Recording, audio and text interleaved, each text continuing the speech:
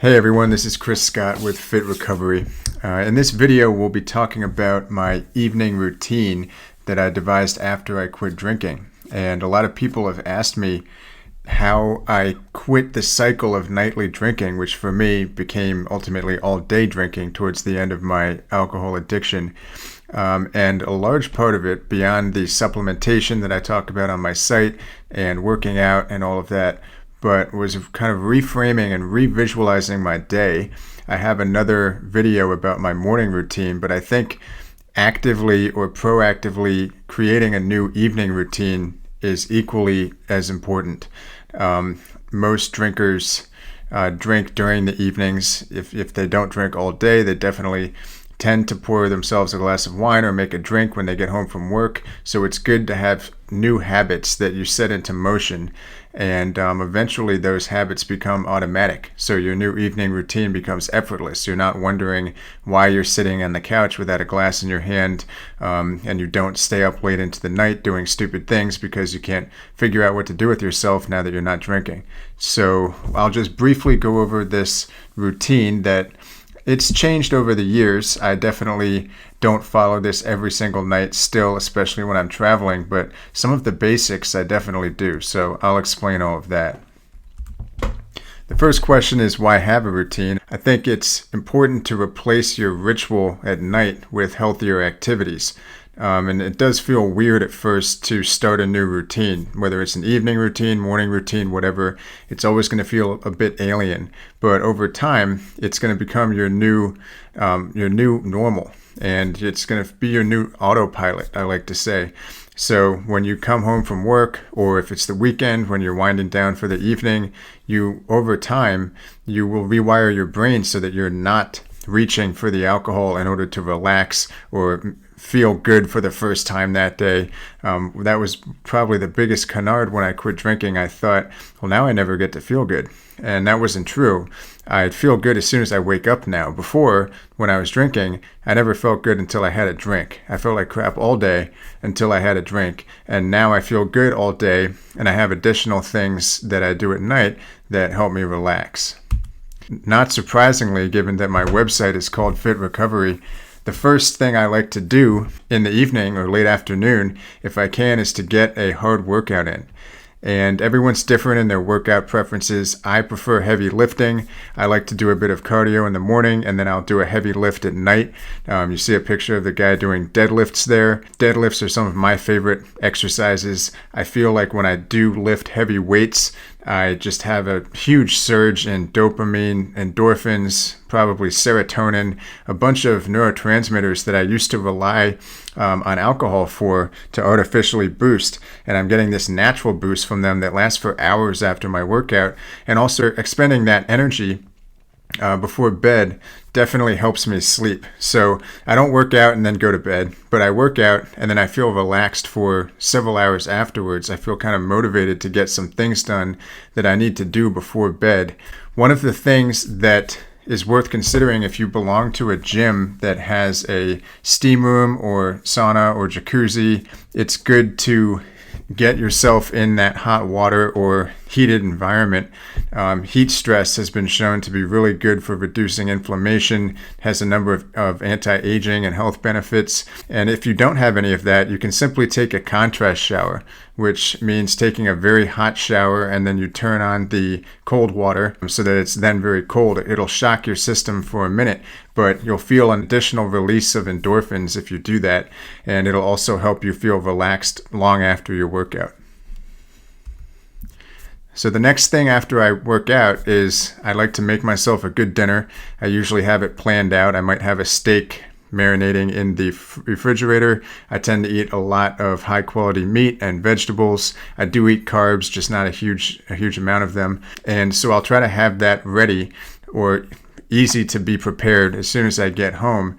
If I can, I will make dinner for myself, and I don't like to do long recipes. Usually it's as simple as putting a steak on the barbecue or in a cast iron pan, and I'll still have that energy rush from my workout, and I will be able to be motivated to deal with everyday things like laundry, mail, maybe I have to clean up the kitchen, maybe respond to text messages or emails. But I try not to take too long doing that. I try to get all of that stuff done because what I really want to do is get to my relaxation ritual. So after dinner, I'll brush my teeth, I'll take my supplements. I don't take that many supplements these days, but I do take some, and I'll really go into relaxation mode. Once I do that, I make a pitcher of tea, which my friends still make fun of me for. I never really quit drinking. I just quit drinking alcohol. When I quit drinking, I had a habit of putting 6 chamomile tea bags into a pitcher, pouring hot water over it. I didn't add any sugar or any sweeteners, anything like that. I just wanted the tea. And chamomile is really well known for helping you to relax. There are a bunch of other herbal teas that you might like orange blossom, there's valerian, a bunch of different herbal teas out there that are good for relaxation. But I liked chamomile. I think it's Celestial Seasons or some brand that you can find in any grocery store. They have decent chamomile teas, so it's easy to find, but it definitely satisfies that oil fixation that you might have. I noticed when I sat down at the end of a long day and I didn't have anything to drink, it was like my mouth was dry. I wasn't craving alcohol, but I was craving something. Sometimes I was craving alcohol, and this definitely satisfied the urge to be sipping something. It distracted me from the fact that I wasn't drinking wine or a mixed drink or martini or whatever I was drinking by the time I quit. There are a lot of health and mood benefits from these teas. So with chamomile, it contains a compound called apigenin, which is known to be a natural antidepressant compound.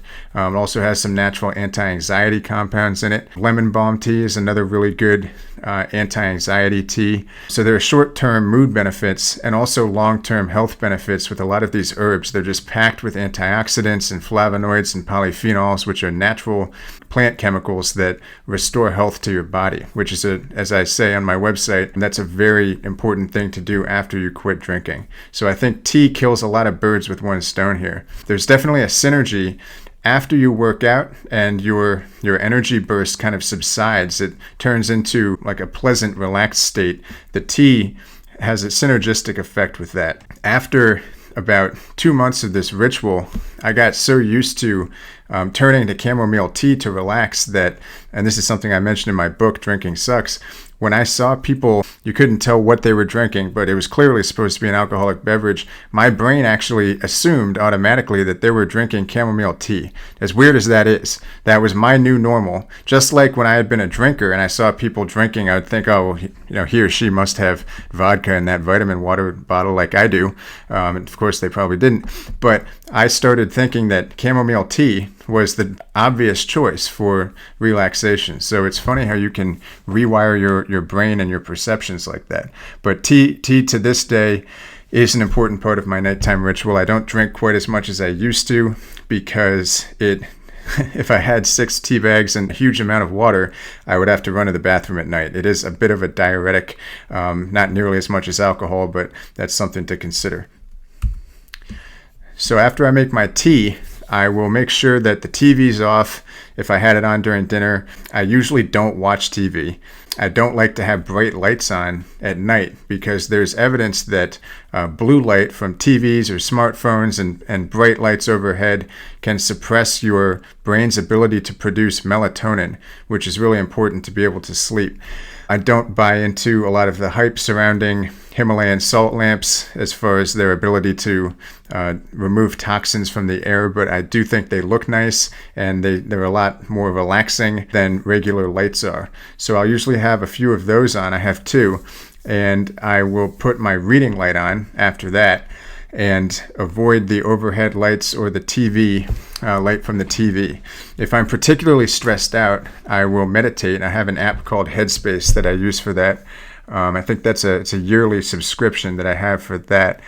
And so if it's been a long day or if there's something bothering me, I'll meditate so I can clear my mind and more easily transfer into my pre-bed relaxation time, give myself permission to relax rather than ruminate about things that might be bothering me. And alternatively, I might just play some relaxing music at the same time. I think everyone has their own ritual to get into the zone. I used to do similar things here. I didn't meditate, but I would listen to music back during my drinking days, and I thought that you couldn't appreciate music unless you were drinking, which is absurd.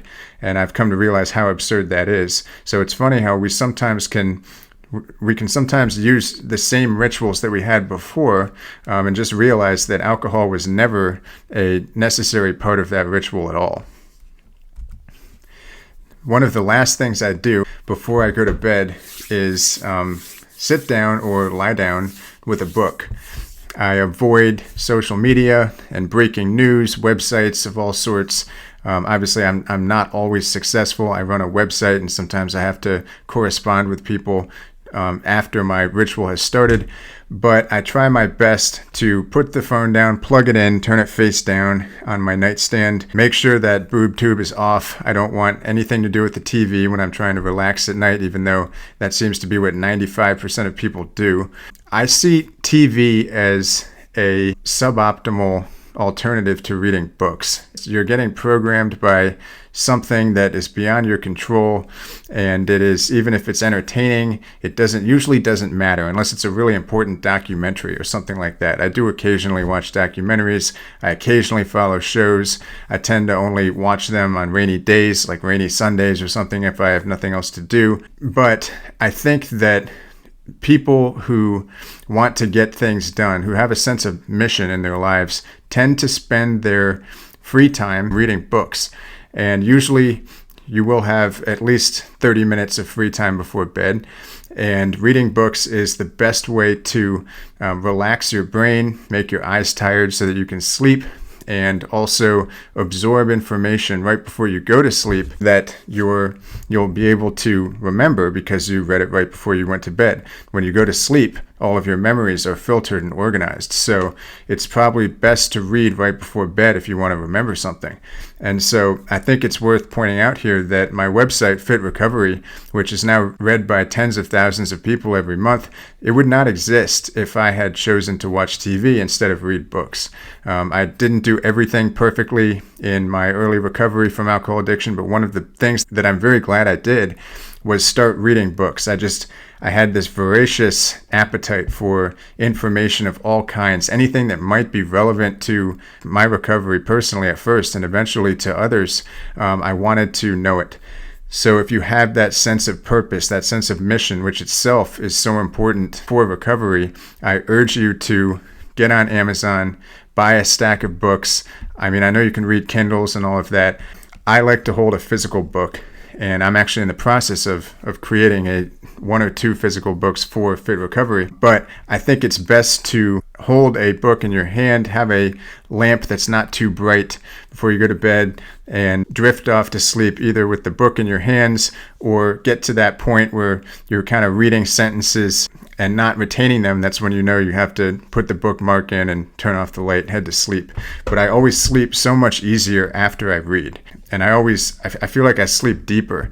Occasionally I'll be on a trip and I didn't bring a book, which is rare, but it happens. Or maybe I think I'm too tired to read and I end up watching stupid TV until 3 a.m. I don't even know it's 3 a.m, but I've been in this half asleep, zoned out state. So I always try to avoid that if I'm at home. So that's about it for my evening ritual. It's pretty easy. I think it's best to think of it as a blueprint, not a strict obligatory schedule that you have to do before bed. Everyone's different. Some people have kids that they have to take care of and significant other spouses, and everyone's going to have to make their own routine, something that works for them. And it does take time and effort to turn these rituals and activities into habits. So if it feels weird at first, that's not a bad thing. That just means that you have to keep doing it over and over again, create that neural pathway for your evening routine, because it's going to take time. Your brain is going to miss alcohol. Supplementation and diet changes and exercise can help with that. But as I say, it is good to have blueprints for you to combat insomnia and help you organize your day. For people who have issues with insomnia, and I was definitely one of these people. I do discuss 2 particular supplements on Fit Recovery that I've gotten a lot of great feedback on. They contain ingredients that I used for insomnia. Passion flower I found to be really helpful. Ashwagandha. There are 2 supplements that contain these compounds. They're called Calm Support and Sleep Support. And a lot of people have written to me thanking me for introducing them to these supplements because they really work. That's about all for today. If you enjoyed this video, please give me a thumbs up and subscribe for more.